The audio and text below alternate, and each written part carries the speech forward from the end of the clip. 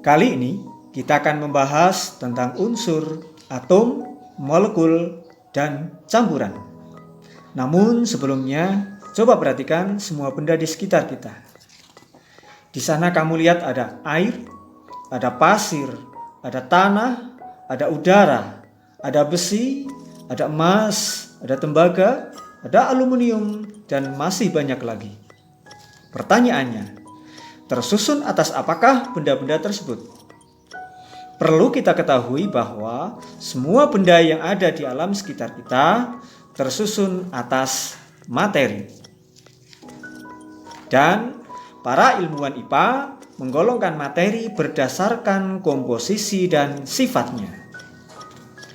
Berdasarkan komposisinya, materi yang ada di alam dapat diklasifikasikan menjadi unsur, senyawa, dan campuran.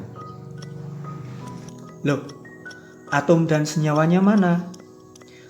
Oke, nanti kalian akan tahu. Nah, sekarang mari kita bahas satu persatu. Baik, kita bahas yang pertama adalah unsur. Sebelum kita bahas tentang unsur, ada satu pertanyaan untuk kalian. Apakah kalian pernah melihat atau setidaknya mendengar benda seperti karbon, besi, emas, tembaga, atau aluminium? Kalau pernah mendengar apalagi melihat, berarti kalian anak hebat. Nah, benda-benda tersebut itulah yang merupakan contoh unsur. Terdapat lebih dari 100 unsur di dunia. Namun, apa sebenarnya unsur itu ya? Unsur adalah zat tunggal yang tidak dapat diuraikan menjadi zat-zat lain yang lebih sederhana melalui reaksi kimia biasa. Jadi, unsur merupakan bagian terkecil dari suatu zat. Dan ingat, satu buah atom unsur besi misalnya tidak akan terlihat dengan alat bantu biasa, apalagi dengan mata telanjang. Namun, kumpulan miliaran unsur atom besi akan membentuk onggokan besi yang dapat dilihat dengan mata telanjang. Oh iya, ada unsur, ada atom. Kok jadi bingung ya? Supaya kalian tidak bingung, apa perbedaan antara unsur dan atom nanti akan disampaikan pada sub pembahasan berikutnya. Selanjutnya, bagaimana cara menuliskan nama unsur dan lambang unsur? Untuk mempermudah mempelajari unsur, maka setiap unsur yang ditemukan manusia diberi nama dan lambang resmi oleh badan internasional, yaitu IUPAC. Ya, berikut ini disajikan contoh nama unsur dan lambangnya. Yang pertama, perak, lambangnya adalah Ag. Besi, lambangnya Fe. Emas, lambangnya Au. Tembaga, lambangnya Cu.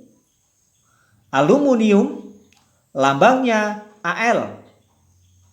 Fosfor, lambangnya P. Kalsium, lambangnya Ca. Kalium, lambangnya K. Natrium, lambangnya Na. Timbal, lambangnya Pb. Hidrogen, lambangnya H. Oksigen, lambangnya O. Nitrogen, lambangnya N. Klor, lambangnya Cl. Karbon, lambangnya C. Dan belerang, lambangnya S. Baik, daftar nama unsur selengkapnya dapat kalian lihat sendiri di tabel yang disebut sebagai Sistem Periodik Unsur atau SPU yang diterbitkan oleh IUPAC. Dan Inilah tabel sistem periodik unsur yang diterbitkan oleh IUPAC, dan saya berikan contoh, misalnya di sini ada Cu, Ag, Au, Rg, dan unsur yang lain. Pembahasan kita yang kedua adalah atom. Pernahkah kalian mendengar kata atom? Pasti pernah. Bom atom misalnya. Tapi bukan kacang atom loh. Istilah atom memiliki arti yang sama dengan unsur, yaitu bagian terkecil dari suatu zat. Jadi, atom pada dasarnya sama dengan unsur. Lalu, di mana letak perbedaannya? Perbedaannya terletak pada penggunaan dalam kalimat. Atom merupakan partikel-partikel kecil yang menyusun materi. Jadi, kata atom merupakan benda konkret atau nyata. Sedangkan unsur merupakan benda yang merujuk pada sifat atau merujuk pada rumus kimianya. Mari kita lihat contoh berikut. Ini adalah contoh O2. Pada contoh tersebut, terdapat satu jenis unsur, yaitu oksigen atau O. Namun, terdapat dua buah atom, yaitu dua atom oksigen atau O.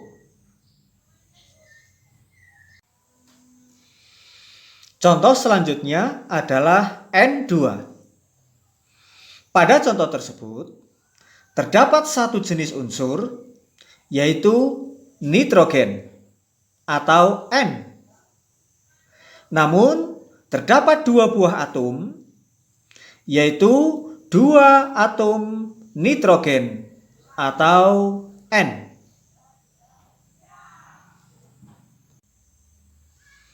Dan ingat, segala sesuatu yang ada di sekitar kita terdiri dari atom. Atom mempunyai ukuran yang sangat kecil dan tidak dapat dilihat dengan alat bantu biasa, apalagi dengan mata telanjang. Atom hanya bisa dilihat dengan mikroskop super canggih, yaitu mikroskop elektron super stain, yang hanya ada 3 saja di dunia ini.